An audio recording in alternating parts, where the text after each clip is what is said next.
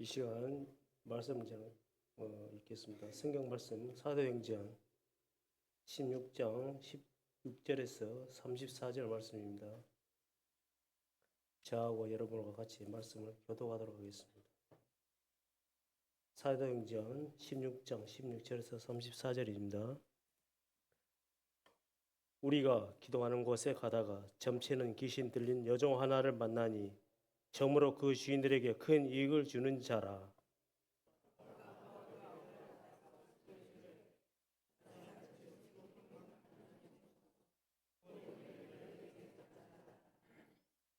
이같이 여러 날을 하는지라. 바울이 심히 괴로워하여 돌이켜 그 귀신에게 이르되 예수 그리스도의 이름으로 내가 내게 명하노니 그에게서 나오라 하니 귀신이 즉시 나오니라.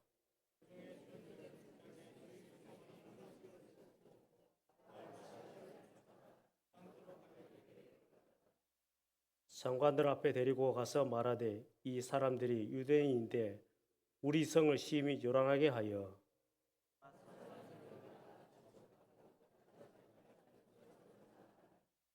무리가 일제히 일어나 고발하니 상관들이 옷을 벗기고 매로 치라 하여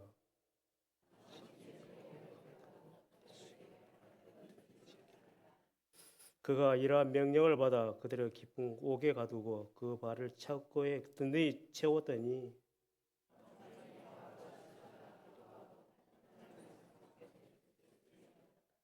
이에 갑자기 큰 지진이 나서 옥터가 움직이고 문이 곧 다 열리며 모든 사람의 매인 것이 다 벗어진지라.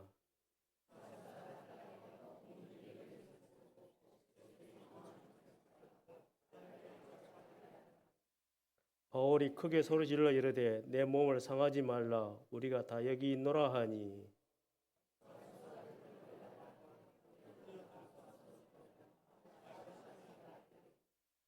그들을 데리고 나아가 이르되 선생들이여 내가 어떻게 하여 구원을 받으리까 하거늘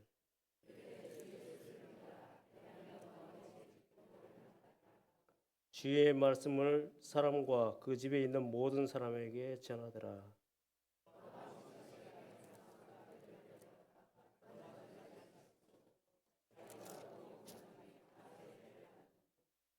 자, 다 같이 큰 소리를 읽겠습니다.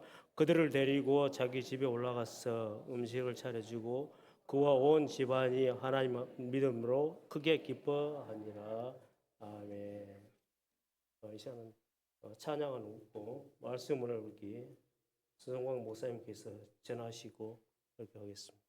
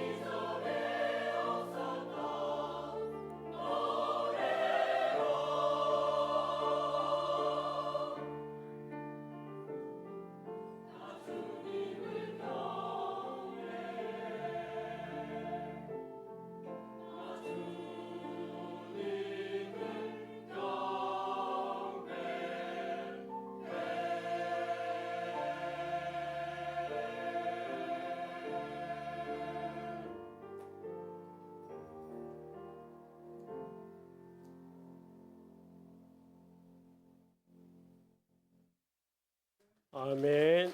감사합니다. 이 시간 우리 목사님께서 말씀을 전하실 때 큰 은혜가 함께 하시길 원합니다. 할렐루야. 우리 서로 함께 전우사로 한번 인사하겠습니다. 우리 하나님을 찬양합시다. 함께 한번 인사하겠습니다. 제가 요즘 자꾸 설교할 때마다 무슨 영화 이야기를 하면 시작을 하게 되는데 영화는 아니고 이제 넷플릭스에서 나오는 지옥이라고 하는 드라마가 있습니다. 한때 세계에서 시청률 1위를 찍었던 그런 이제 드라마죠. 한번 이미지를 한번 보여주시겠어요? 이런 드라마입니다. 무슨 내용이냐 하면은 아마 보신 분도 계실 거고 물론 안 보신 분도 계실 건데 이렇게 천사가 와서 예고를 합니다. 사람들한테 찾아와 가지고 이런 식으로 예고를 합니다. 너는 3일 후에 죽는다. 너는 1년 후에 지옥에 간다.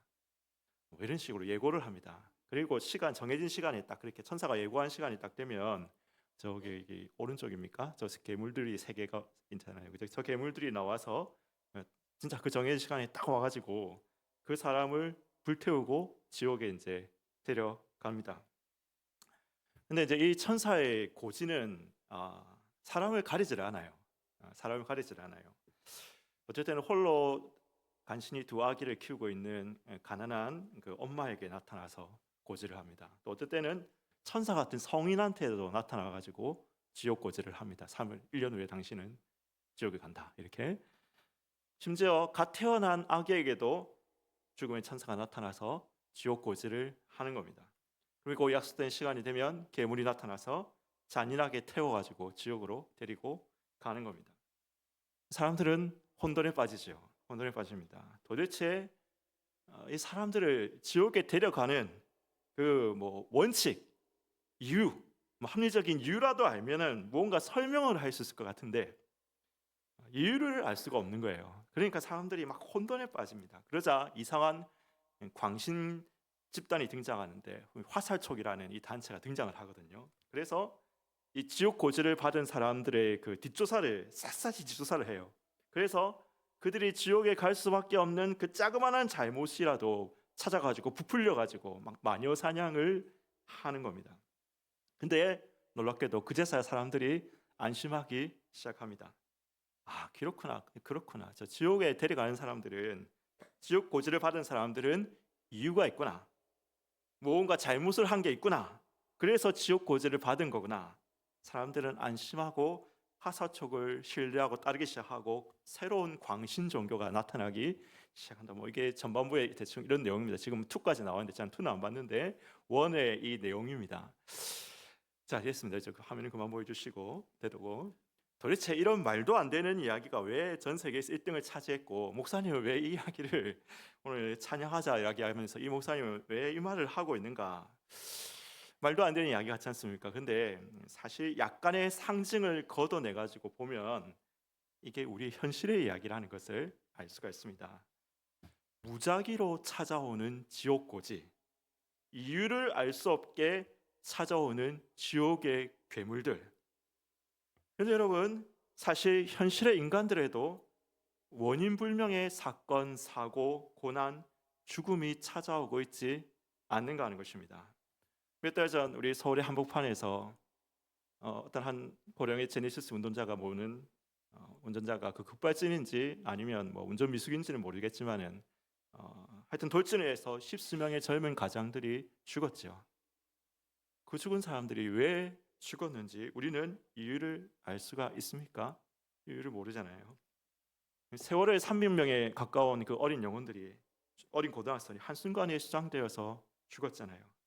그들이 보통의 고등학교 학생들의 도덕보다 평균보다 더 비도덕적이어서 그렇게 한순간에 죽은 것일까요? 우리가 그 이유를 알 수가 있을까요? 이유를 알 수가 없죠. 이유를 알 수가 없습니다. 무작위로 찾아오는 것 같습니다. 무작위로. 그래서 이게 사실은 종교의 드라마가 아니라 이거는 현실을 빗댄 어떤 그런 상징으로 이 드라마가 막 이렇게 이야기를 하는 거예요. 무작위로 막 찾아옵니다. 고난이, 그리고 죽음이. 우리 인간들에게 무작위로 막 찾아오는 것처럼 세상 사람들은 보이는 거예요. 그래서 심지어 유명한 철학자 이 샤르트르라는 사람, 까미라는 사람, 이런 철학자들, 샤르트 같은 까미 이런 철학자들은 뭐라고 했냐면 실존주의 철학자들은 이렇게 이야기했습니다. 삶은 부조리하다 이렇게 이야기를 했습니다. 이게 무슨 뜻이냐면 인간의 삶과 고난과 죽음은 합리적으로 설명이 안 된다는 거예요. 합리적으로 어떤 사람은 왜 빨리 죽는지, 어떤 사람은 왜 저렇게 말도 안 되는 고난을 당하고 있는지 합리적으로 설명이 안 된다. 그래서 그걸 한마디로 이렇게 삶은 부조리하다 이렇게 이야기를 했다는 것입니다. 하는 것입니다. 오늘 본문의 말씀에서 우리는 선한 일을 했음에도 불구하고 감옥에 갇힌 두 사람을 우리는 발견하게 됩니다. 바로 바울과 실라이죠. 그들이 한 일은 뭡니까? 귀신이 들린 자를 해방시켜줬을 뿐입니다. 예수 그리스도의 이름으로, 주 예수의 이름으로 귀신에 들린 자를 해방시켜줬을 뿐입니다. 근데 그들에게 찾아온 것은 무엇이었습니까? 매맞음이었습니다. 그리고 지하 감옥이었습니다. 옷을 벗기고 매를 많이 맞았습니다. 22절, 23절 말씀 보겠습니다. 무리가 일제히 일어나 고발하니 상관들이 옷을 찢어 벗기고 매로 치라 하여 많이 친 후에 옥에 가두어 간수에게 명하여 든든히 지키라 하니. 이유를 알 수 없는 고난이죠. 여러분, 이유를 아는 고난은 쓰라리지 않아요. 왜 받는지 목적과 이유를 아는 고통이라면 그걸 감내할 수 있습니다. 인간은 그걸 감내할 수 있습니다. 인간은 목적을 위해서 스스로 육체를 한계로 내몰기까지 합니다. 여러분, 올림픽을 앞두고 운동선수들을 한번 보세요. 정말 한계로까지 자기 체중을 감량시키잖아요. 그리고 육체를 혹사시키잖아요. 우리가 그 사람들을 보면서 저들의 그 고통을 보면서 우리가 측은해합니까? 측은해하지 않죠. 왜 그렇습니까? 금메달의 영광이라고 하는 목적을 바라보는 고통이기 때문에 여러분 측은해하지 않습니다. 그러나 이유를 알 수 없는 고난, 목적을 알 수 없는 고통, 철학자들 말처럼 부조리한 죽음, 그것은 우리를 혼돈에 빠뜨리고 고통 그 자체보다 더한 고통으로 우리를 짓누르는 것입니다. 그런데 오늘 말씀에서 이 이유를 알 수 없는 매질과 투옥에 처한 바울과 실라에게 반전의 역사가 시작됩니다. 24절, 25절입니다. 같이 한번 읽어보겠습니다. 24절, 25절 시작. 그가 이러한 명령을 받아 그들을 깊은 옥에 가두고 그 발을 차고에 든든히 채웠더니 한밤중에 바울과 실라가 기도하고 하나님을 찬송하며 제수들이 듣더라. 한밤중에 되어서 그들이 맞은 맷자국이 아마도 더 한밤중에 쓰라리게 자기들을 고통스럽게 했을 것입니다. 더 아파왔을 것입니다. 그때 바울과 실라는 무엇을 했다고요? 기도하고 하나님을 찬송했습니다. 기도하고 하나님을 찬송하였더라. 여러분, 고통의 순간에 우리가 기도했다라는 말은 우리가 이해가 잘 갑니다. 인간은 고통을 당하면 설사 하나님을 안 믿는다 하더라도 하나님 한번 살려주십시오 이런 기도를 하게 돼 있거든요. 인간은 고통을 당하면 그렇게 기도하게 돼 있습니다. 근데 바울과 실라는 오늘 제가 우리 초점을 맞추는 것은 그 다음입니다. 그 수준이 아니죠. 바울과 실라는 기도 다음에 무엇을 합니까? 하나님을 뭐했다고 합니까? 찬송하였다라고 그렇게 말씀하고 있습니다. 우리는 이 사건의 전말을 알고 있습니다. 바울과 실라가 매맞고 지하 감옥에 갇혀 찬양하기까지, 그들이 고난받는 이유를 그 찬양하기 전에 과거에서는 찾을 수가 없어요. 착한 일밖에 한 게 없어요. 귀신 들린 사람들 놓아주는 착한 일밖에 한 것이 없어요. 그러나 시간을 우리가 더 뒤로 해가지고 미래로 가보면 이유를 알 수 있습니다. 이를 통해서 빌립보 감옥의 간수가 회개하고 온 집안이 예수 믿게 되고 기쁨의 교회 빌립보 교회가 탄성하게 되고 기쁨의 서신 빌립보 서신이 쓰여지게 되는 것입니다. 여러분, 그것이 가능하게 된 결정적인 계기는 바로 그 지하 감옥의 쓰라린 고통 가운데서 그들이 하나님께 찬양하였을 때입니다. 2000년이 지난 우리는 그 이유를 알 수 있습니다. 이유를 알고 있습니다. 그러나 감옥에 바울과 실라가 찬양하는 그 시점에서는 그 이유를 알 수 없었을 것입니다. 오히려 찬양할 수 없는 상황이었죠. 그러나 그들은 하나님께 기도하고 하나님을 찬양하였습니다. 사랑하는 여러분, 우리도 매주 매일 합리적으로 보면 찬양할 수 없는 상황들을 만납니다. 우크라이나에서, 중동에서, 미얀마에서 아직도 미사일이 떨어지고 아이들이 두려워 떨다 죽음에 죽어가고 있습니다. 북한의 형제들은 아직까지 그 김일성 족속들의 포갑 아래서 인권과 자유를 빼앗기고 배고픈 가운데서 죽어가고 있습니다. 대한민국의 자영업자들은 망한다는 비명이 들려옵니다. 대한민국의 사람들은 동서로 남녀로 젊은 노소로 이렇게 나뉘어져서 분열하고 싸우고 있습니다. 교회는 침체되어져 간다고 하고 큰 부흥의 소식은 들려오고 있지 않습니다. 나의 가족과 나의 삶에서도 여전히 신앙 없는 가족들은 계속 신앙 없는 삶을 살아가고 있는 것 같고, 어떤 가족은 더 심한 육체적, 정신적인, 물질적인 문제들로 시달리고 있습니다. 나와 다툰 어떤 집사님과는 수년째 화해하지 못하고 있습니다.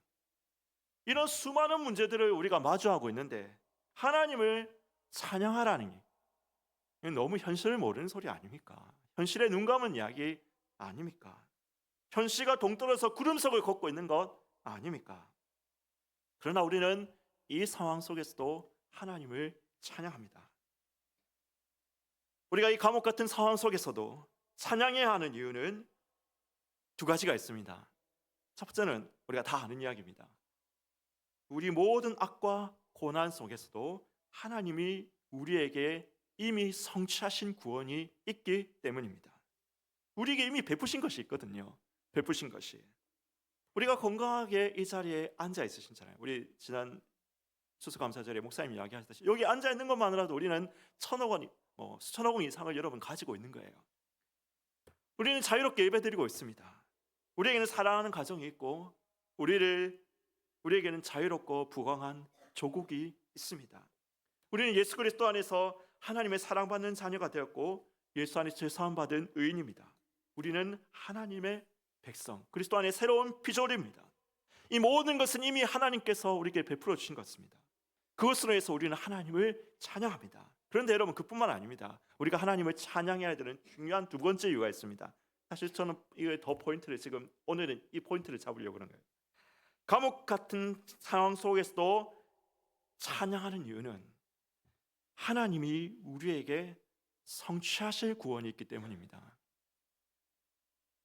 여러분, 지난번에 저는 오후에 설교할 때 하나님 우리를 기뻐하신다 이야기를 했죠. 스바냐 3장 17절 이야기하면서 하나님이 왜 우리를 기뻐하시냐? 너로 인해서 기뻐하신다. 너의 존재 그 자체로 인해서 기뻐하신다. 근데 하나 더 중요한 게 있는데 그거 다음에 하겠다라고 이야기했는데 오늘 연관되기 때문에 제가 말씀을 드리겠습니다. 여러분, 하나님이 기뻐하신 이유가 뭡니까? 스바냐 3장 17절에 제일 먼저 나오는 게 뭐냐면 너의 하나님 여호와가 너의 가운데 계시니 그는 어떤 분입니까? 구원을 베푸실 전능자시라. 그는 구원을 베푸실 전능자시라 라고 이야기합니다. 하나님은 기뻐하십니다. 우크라이나에서, 미얀마에서 여전히 아이들이 죽어가고 있고 북한의 형제들이 여전히 신음하고 있고 교회는 여전히 침체되어 가는 모습들이 보이고, 여러분, 여전히 사람들은 분열하고 싸우고 있지만 그럼에도 불구하고 하나님은 기뻐하고 계십니다. 왜요? 그가 전능하신 분이기 때문입니다. 무슨 말입니까? 그는 전능하신 분이셔서 이 모든 악과 고난과 죽음에도 불구하고 마침내 그의 구원을 성취하시고 완성하실 분이기 때문인 것입니다. 전능하신 분이라는 하나님은 전능자시라는 거예요. 하나님의 구원은 성취되고 말 것이기 때문입니다. 하나님의 구원은 완성되고 말 것이기 때문인 것입니다. 여러분, 오늘 말씀이 말하는 비밀이 무엇입니까? 우리가 찬양할 때 그 전능자가 활동하신다는 것입니다. 우리가 찬양할 때 전능자가 역사하신다는 것입니다. 25절에서 26절입니다. 같이 읽읍시다. 25절 26절 같이 읽읍시다. 시작. 한밤중에 바울과 실라가 기도하고 하나님을 찬송하며 제수들이 듣더라. 이에 갑자기 큰 지진이 나서 옥토가 움직이고 문이 다 열리며 모든 사람의 매인 것이 다 벗어진지라. 사랑하는 여러분, 저는 사실 이 구절을 읽을 때 저희 인생의 어느 한 시점에 이 구절을 읽을 때마다 생각납니다. 저는 고등학교 때 사실 굉장히 제가 생각해도 요즘 애들을 보니까 아주 지나치게 경건했던 것 같아요. 고등학교 때는 그래서 주로 고등학교 때 친구들하고 선배들하고 고등학교 초반부에 무슨 대화를 주로 했냐면 이런 대화를 했어요. 지금 생각하면 사실 좀 이렇게 좀 웃어 보이기도 하는데 이런 대화를 주로 했습니다. 우리가 어떻게 하면 거룩해질 수 있는가? 고등학교 때 진짜 그런 이야기 주로 했어요. 우리가 어떻게 하면 자기를 부인하고 십자가를 지고 예수를 쫓을 수 있는가? 뭐 이런 이야기를 막 했단 말입니다. 뭐 가면서 같이 가면서 선배들하고 가면서 길 가면서 이런 이야기를 주로 하고 뭐 이런 이야기를 했어요. 근데 고등학교 2학년이 되자 분위기가 바뀌어 버렸어요. 지도 교육자가 바뀌었는데 더 이상 분위기가 이제 예수의 제자 되기, 하나님의 나라 이런 것이 관심사가 아닌 게 된 거예요. 주 관심사가 이제 애들이 연애, 축구, TV, 대학 진학 뭐 이런 것들로 관심사가 바뀌어 버렸어요. 근데 저는 어떻게 했어요? 어떻게 했을 것 같습니까? 나는 끝까지 변하지 않으리라. 끝까지 변하지 않으리라 작심하고 사람들은 관심 없는데 계속 거룩, 성령, 예수 제자 되기 이런 이야기 하고 다녔습니다. 제가 당연히 뭐가 됐을까요? 외톨이가 됐습니다. 외톨이가 됐어요. 왕따가 됐어요. 왕따가 아니지만은 내가 스스로를 왕따시켜 내가 지금보다 좀 더 성숙하게 했을 것 같은데 그때는 너무 외골수였던 거예요. 그러니까 외톨이가 된 거예요. 나중에는 근데 사람들하고 만나는 것 자체가 두려워지기 시작했습니다. 공포증과 신경증이 나타나더라고요. 공포증과 신경증 증상이 나타나고 20대 전반부 인생의 가장 황금기잖아요. 20대 전반부가 20세, 25세 이 인생의 가장 황금기를 저는 외톨이로 지내면서 신경증과 공포증에 시달리면서 살았던 것 같아요. 그때 제 마음은 이런 것이었어요. 신앙이란 건 고난이다. 십자가를 지고 주를 쫓는 것이다. 이런 삶이 무슨 뭐 기쁨 이런 건 사치다. 고난은 십자가를 지고 주를 쫓는 것이다. 이렇게 생각을 했습니다. 그런데 제가 뭐 어떻게 하다 그래서 그래도 신앙은 있어 보이는지 누가 찬양 인도를 시켜줬는데 찬양 인도 잘하려고 어떤 책을 뭐 이렇게 보다가 신앙사적 찬송 생활의 권능이라는 책을 제가 딱 읽게 되었습니다. 근데 찬양 인도하는 책이 아니었습니다. 찬양 인도를 어떻게 잘하면 잘할 수 있는가 하는 책이 아니었어요. 이 책을 읽었는데 책의 내용이 이런 것이었습니다. 책의 요지는 이런 것이에요. 뭐 사실 뭐 머린 캐러더스라는 군목 목사님이 지은 책인데 미국에서 수천만 부가 팔린 책이에요. 근데 제가 읽은 내용 요지는 이런 것이었습니다. 고통 중에서도 찬양하라. 고난 중에서도 찬양하라. 하나님은 모든 것이 합력해서 선을 이루게 하신다. 결과가 없어도 찬양하라. 이유가 보이지 않아도 찬양하라. 하나님은 이미 우리에게 베푸신 것들로 찬양받으실 만한 분이고 마침내 우리에게 성취하실 일로 찬양받으실 만한 분이다. 하나님을 찬양하라. 여러분 이런 내용이었습니다. 제가 논리적으로 동의가 됐어요. 그래서 찬양하기 시작했습니다. 그때 제일 많이 불렀던 찬양 중에 하나가 나중에 예배 설교 마치고 할 찬양입니다. 우리 동부삼위교회에서도 전에 처음에 올 때니까 예배 찬양으로 찬양을 하고 계시더라고요. 내 평생 사는 동안 아시죠?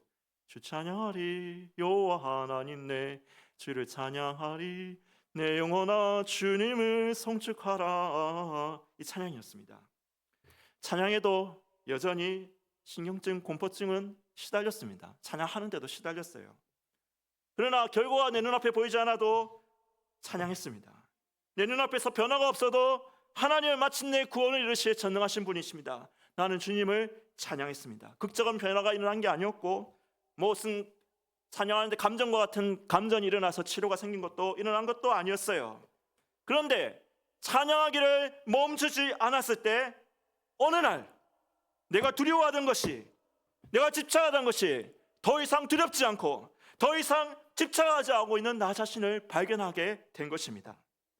이에 매인 것이 다 벗어진지라. 오늘 말씀이 말하고 있죠. 찬양할 때 이에 매인 것이 다 벗어진지라. 사랑하는 여러분, 이유를 알 수 없는 상황에서도 찬양하십시오. 고난 중에서도 찬양하십시오. 결과가 없어도 찬양하십시오. 눈앞에 변화가 없어도 찬양하십시오.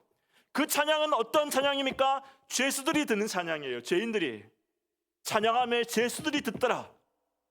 그렇죠? 우리가 그냥 찬양할 이유가 많아서 찬양하면 사람들이 찬양하네 이렇게 하죠. 그러나 찬양할 수 없는 상황 가운데서 찬양할 때 여러분, 죄인들이, 죄수들이, 불신자들이 우리의 찬양 속에서 하나님을 발견하고 귀 기울여 들을 것입니다. 그 찬양은 사람들의 매임을 풀어주는 찬양입니다. 문이 곧다 열리며 모든 사람의 매인 것이 벗어진지라. 여러분, 그 찬양 가운데 전능자가 구원을 성취해 가십니다. 여러분들의 그 찬양 가운데 전능자가 구원을 완성해 가시는 것입니다. 여러분, 우리 성가대의 찬양은 이런 우리 삶의 찬양, 삶 속에서 삶의 찬양 속에서 흘러나오는 찬양의 클라이막스가 되셔야 합니다. 클라이막스. 여러분, 우리 콜라가 있지 않습니까? 콜라. 이 코카콜라 한번 생각해 보세요. 이 콜라를 막 흔들잖아요. 흔들면 나중에 뚜껑만 탁 열면 어떻게 됩니까? 콜라가 터져 나오죠. 터져 나옵니다. 여러분들의 삶이 찬양으로 흔들릴 때 여러분들의 예배에서도 찬양이 터져 나오기를 예수님의 이름으로 축원합니다. 여러분, 그리고 그러니까 우리가 일주일의 삶 속에서 찬양으로 우리가 어떤 상황 속에서도 찬양으로 살아갈 때 우리의 예배의 찬양이 터져 나오는 것이죠. 그리고 나아가서 우리 성가대의 찬양은 예배의 찬양으로 끝나는 게 아니에요. 다시 우리 일주일의 삶 속에서 되뇌일 수 있는 찬양이어야 돼요. 되뇌일 수 있는 찬양. 공연이 아니잖아요. 연주회도 아닙니다. 우리가 듣고 성가대 찬양 잘했네, 이걸로 끝나는 게 아닙니다. 오늘도 송축회 내 영혼이 찬양하셨는데 여러분, 그 찬양이 우리의 가슴에, 우리 성도 듣는 성도들의 가슴에 와닿아서 우리 앞으로 일주일 삶 속에서도 그 찬양의 삶의 순간순간마다 되뇌일 수 있는 찬양이 되기를 예수님의 이름으로 축원합니다. 여러분, 하나님 각 개인에게 우리의 말씀을 주시잖아요. 여러분, 각 개인에게 큐티하면서 성경 읽으면서 말씀을 주시잖아요. 그러나 주일 예배 설교는 또 틀리죠. 공동체에게 우리 공적으로 주시는 말씀, 목사님을 통해서 주시는 말씀이 있잖아요. 그 말씀은 개인에게 주시는 말씀보다 영감성, 조직성, 준비성에서 탁월해야 하고 탁월하시잖아요. 그렇죠? 우리 개개인에게 주는 말씀보다, 그렇죠? 우리 담임 목사님을 통해서 우리 공동체 전체에게 함께 주시는 말씀은 영감성, 준비성, 조직성에서 훨씬 더 탁월한 말씀이잖아요. 그래서 여러분, 그 말씀을 가지고 우리가 이 한 주간을 되뇌이면서 사는 것이잖아요. 여러분, 찬양도 마찬가지라고 생각합니다. 우리가 생활 속에서 찬양하는 사람들이죠. 그러나 찬양하는 각 개인들이 아우러져서 공동체에 울려 퍼지고 공동체에서 올려드리는 찬양이 여러분들이 들으시는 주일 찬양이고 주일 예배의 찬양입니다. 여러분, 그 찬양이 영감성, 준비성 탁월해야 하지 않겠습니까? 그래서 여러분, 그 찬양을 듣고 들은 개인이 한 주를 살면서도 삶의 자리에서 그 찬양들이 흘러나와야 되지 아니하시겠습니까? 여러분, 그런 찬양이 되시기를 축원합니다. 오늘 하신 찬양 정말 감동이 됐어요. 그죠? 송축회 내 영혼 내 영혼아, 그날이와 우리가 죽음에 이른 그날에도 나는 주님을 찬양하리라. 여러분, 감동받으시면 한 주간에도 많이 여러분 좀 찬양하고 되뇌시기를 바랍니다. 성가대의 찬양이 주일로 끝나지 않고 다시 한 주를 살아가는 성도들의 삶 속에서도 리바이벌 되시기를 간절히 축원하는 것입니다. 오늘 말씀을 맺겠습니다. 찬양하라 내 영혼아, 고난 중에도 찬양하고 이유를 알 수 없어도 찬양하고 결과가 눈앞에 보이지 않을 때도 찬양하십시오. 우리는 전능하신 하나님을 믿습니다. 그 전능자가 찬양 가운데서, 이스라엘의 찬송 가운데서 그의 구원을 성취해 나가십니다. 여러분의 삶이 찬양으로 넘쳐날 때 우리의 예배도 능력 있는 찬양이 터져나오고, 그때 죄인들이 그 찬양을 들을 것입니다. 죄수들이 그 찬양을 들을 것입니다. 매인 것이 풀어지게 될 것입니다. 한 주간을 살아갈 때도 우리 입술에 살아 있어서 하나님의 임재를 경험케 하시는 찬양에, 그 찬양의 전대가 되시는 우리 성가대가 되시기를, 우리 찬양팀이 되시기를 예수님의 이름으로 축원하는 것입니다. 우리 함께 한번 찬양합시다. 내 평생 사는 동안 주 찬양하리. 우리 찬양을 하고 함께 기도하겠습니다.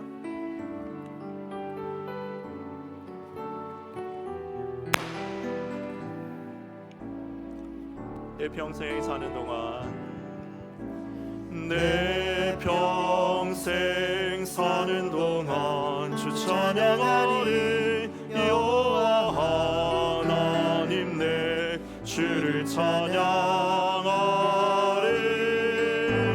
주님을 묵상함이 즐겁도다. 내 영혼 주 안에서 참 기쁘리.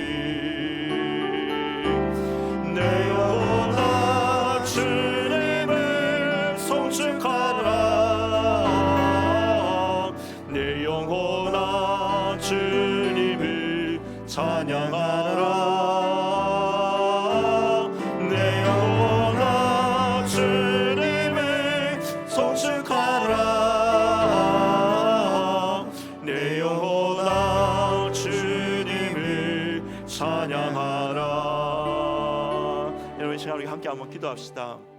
말씀을 가지고 기도합시다. 하나님, 이유를 알 수 없어도 찬양하겠습니다. 고난 중에서도 찬양하겠습니다. 결과가 눈앞에 보이지 않아도 찬양하겠습니다. 우리에게 이미 베풀어 주신 은혜로 인해서 찬양하겠습니다. 우리 가운데 구원을 성취해 나가실 전능자로 인해서 찬양하겠습니다. 내가 찬양할 때 그 전능자가 역사하시고 활동하시며, 하나님, 내가 그 찬양을 주님 앞에 올려드릴 때, 하나님, 나의 이 찬양의 삶이 주님께 올려드릴 때, 우리 예배에서도 하나님, 사람들이 듣고 마음을 감동시키고 우리의 삶을 변화시키는 찬양으로 올려드리는 성가대가 되게 하시고 우리의 삶이 되게 하여 주시옵소서. 우리 사회자 나오실 때까지 함께 한번 주의 이름 부르고 기도하도록 하겠습니다. 주여, 내 영혼아 주님을 성축하라. 내 영혼아 주님을 성축하라.